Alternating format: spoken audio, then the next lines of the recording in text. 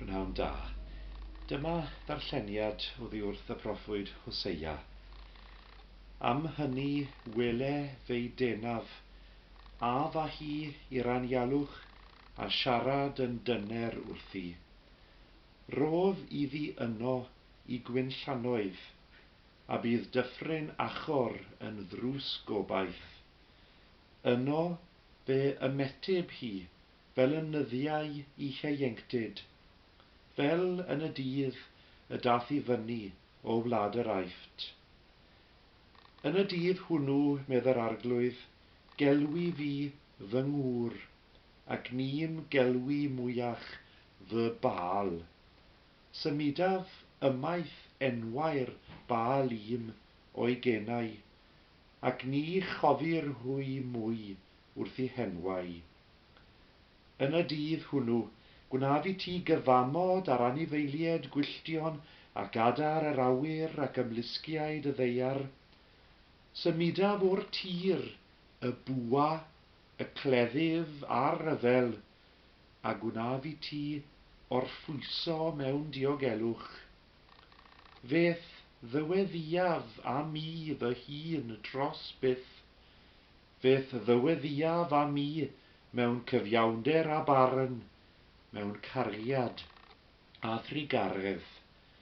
Feth ddyweddiaf a mi mewn ffyddlondeb, a byddi'n adnabod yr arglwydd. Yn y dydd hwnnw, medd yr arglwydd, ateba fy nef ac etib hithau y ddeiar. Etib y ddeiar, y ryd, y gwyn a'r olew, ac atebant hwythau Jesreel. Ac fei heiaf I mi fy hun yn y tir, gwnaf drigaredd a lo rwhami, dywedaf wrth lo ami, fy mobol wyt ti, a dywed yntai fy niw. Mae Hosea yn estyn gwahoddiad I bob un sydd yn gwrando ar y darlleniad hwn y prynhawn yma.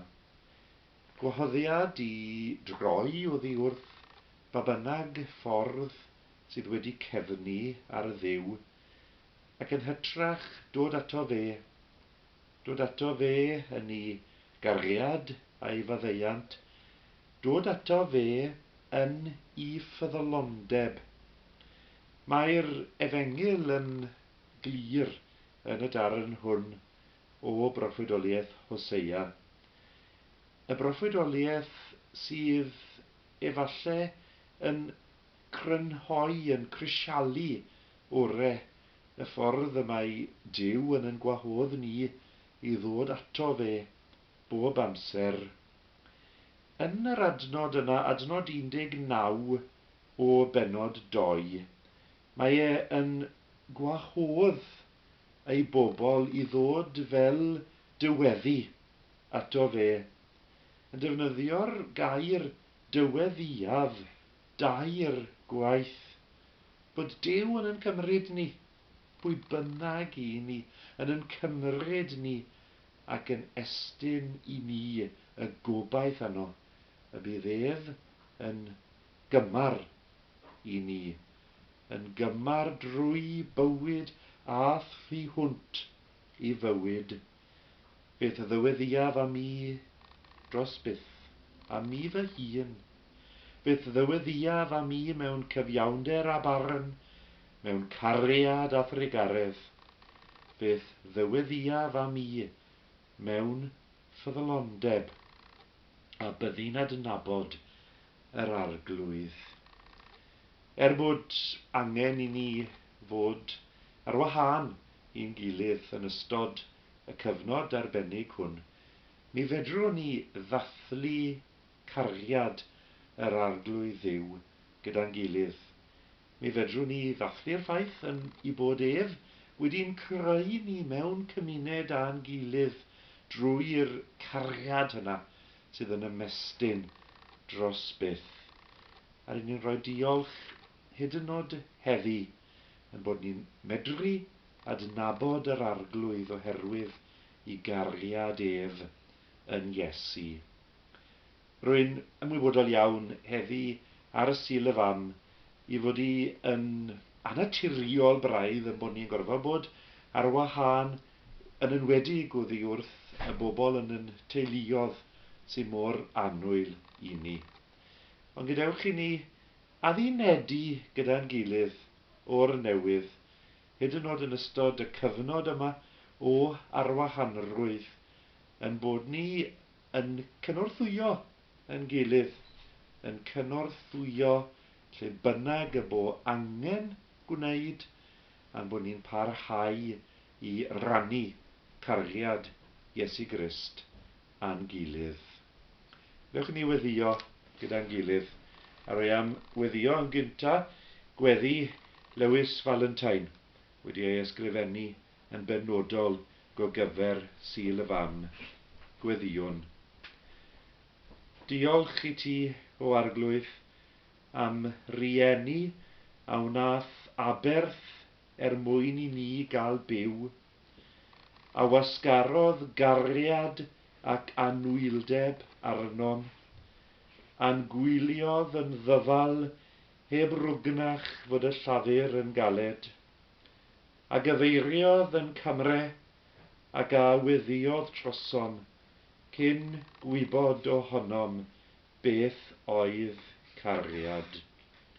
Diolch am bod ni'n gallu bod yn ran o gwmni ehangach heddi o Dduw, yn bod ni yn gallu cynnal beichiau ein gilydd, yn bod ni yn gallu cynorthwyo ein gilydd gweitha'r ffaith yn bod ni yn gorfod oherwydd yr amgylchiadau aros ar wahân i'n gilydd.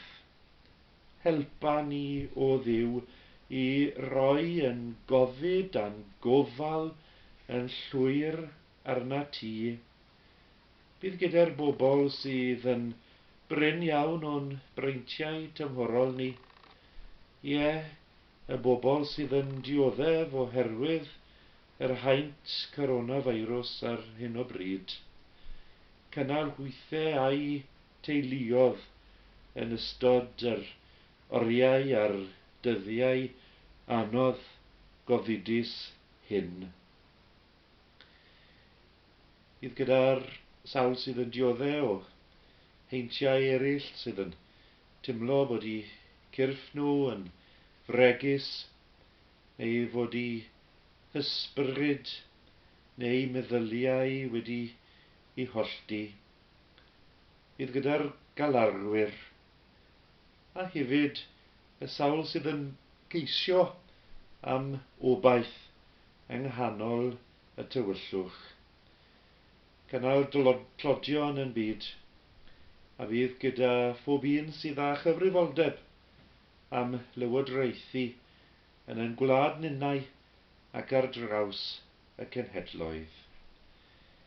Arglwydd trigar ha wrthym yn dy drigaredd dithau, mwyn Iesu Grist yn gweredwr, hwn a'n dysgodd i weddio fel hyn.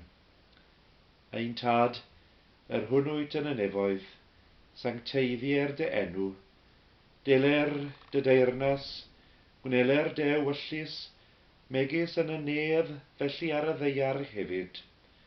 Derwai ni heddiw ein bara beunyddiol, a maddau i ni ein dylydion, fel y maddeuwn ninnau i'n dyledwyr, ac nac arwain ni i brofedigaeth, eithir gwared ni rhag drwg. Canis eiddo ti yw'r deyrnas, a'r nerth, a'r gogoniant, yn oes oesoedd. Amen.